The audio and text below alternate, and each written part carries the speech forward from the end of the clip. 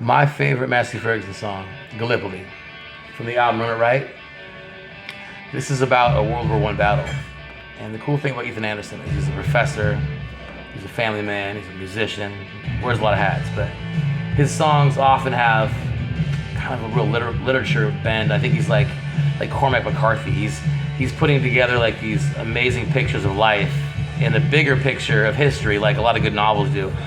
So I think if you go back and listen to his albums, they can just be super fun live, where everybody comes together regardless of their background or where they're voting. It's like, this is just like uniting four on the floor anthem.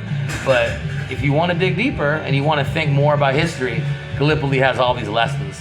It's Winston Churchill had the right idea, but he also became a scapegoat because your enemies sometimes will blame you for everything because they don't want to take the blame. Because the right idea at the wrong time can be a huge disaster.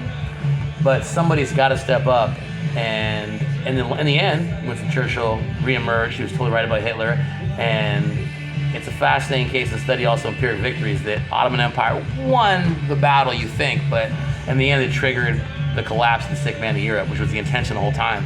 But sometimes your enemies are your best friend, your enemies, and sometimes the song is just a song. But in the case of Massey Ferguson, there's always something a little bit deeper, and there's also something on the surface that says, get on the flow and dance your ass off and have a good night, because being in the now, living the now is very important.